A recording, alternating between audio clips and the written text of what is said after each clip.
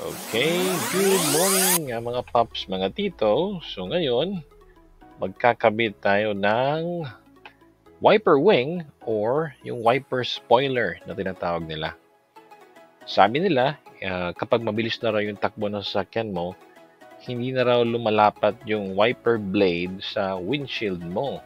Pagkatapos kung kailangan mo naman paganahin, iba na raw yung kanyang effect, kumbaga. Hindi na raw siya ganun ka-effective. Kaya lang ito nabili ko na wiper wing, iba yung kanyang yung bracket niya ba. Medyo nasa gilid dalawa. So babaguhin natin konti. Titingnan natin, i-modify natin kumbaga. Kasi hindi siya hindi siya kasya. Kikita nyo naman.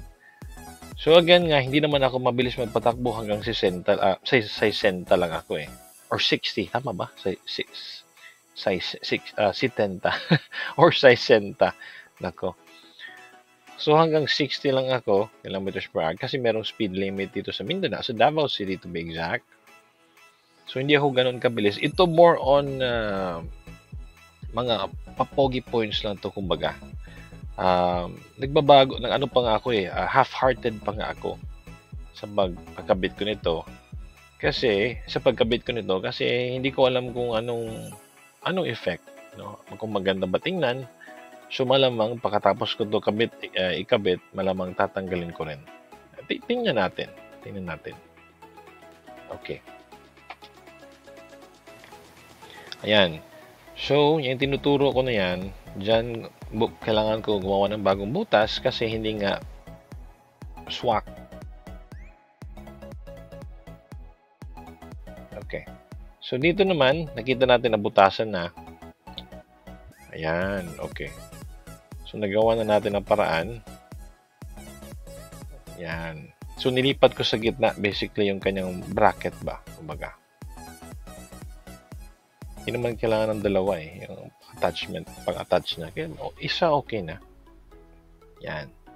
Okay, so yan na yung magiging itsura. Kakamit na natin.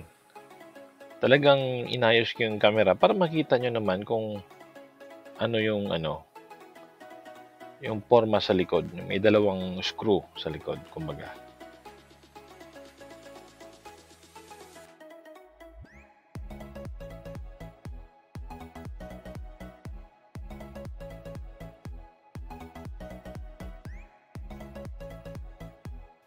Yan, okay. So, hindi nyo kailangan higpitan talaga ng super higpit kasi baka masisira nyo yung thread ng screw. Kaya mag-ingat tayo sa super higpit, guys. Limitahan na ninyo yung mga kapangyarihan, kumbaga. Okay. Hindi pa yan final na higpit. Tinitingnan ko lang kung ano yung magiging itsura na basically. Kaya lang may dalawang butas siya eh, di ba? Parang halatang may binago kasi may dalawang butas. So, tinitingnan ko na rin ano magiging itsura sa kabila. Again, nagdadalawang isip pa talaga ako kung tatagal ba itong wiper wing or blade or spoiler na to sa sa sasakyan. Kasi multi-cab naman ang sasakyan. Kung hindi naman sports car, hindi naman ako mabilis magpatakbo. Titingnan natin kung ano yung effect niya. Parang accent lang kasi dagdag pogi points, dagdag accent lang ba. Siguro kung maganda yung overall niya na itsura, baka papalitan ko na mas magandang wiper wing. Kapag magka-budget na. Ito mura lang to sa mabili niyo sa online. So konting adjustments na lang yung ginagawa.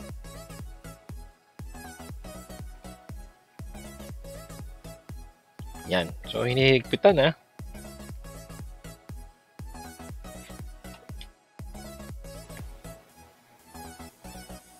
Binabalanse na lang kasi parang nagkamali ako dyan eh. Parang nasira ko talaga yung thread ng screwdriver kaya binaligtad ko yung yung nut. Nilipat ko sa ilalim. Pero, ingat lang kapag may kapag may hinihigpitan ng mga screws.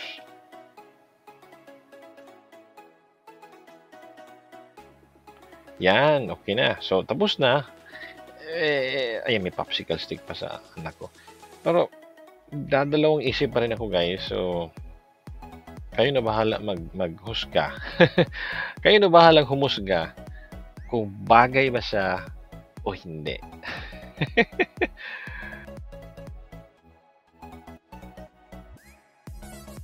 So, ito yung before. Itsura niya before. At ito naman yung after. Diba? Yan. Oh. Okay. Hanggang dito lang tayo. Again, as always, thanks so much for watching mga paps, mga tito. At sana may natutunan tayo kahit konti.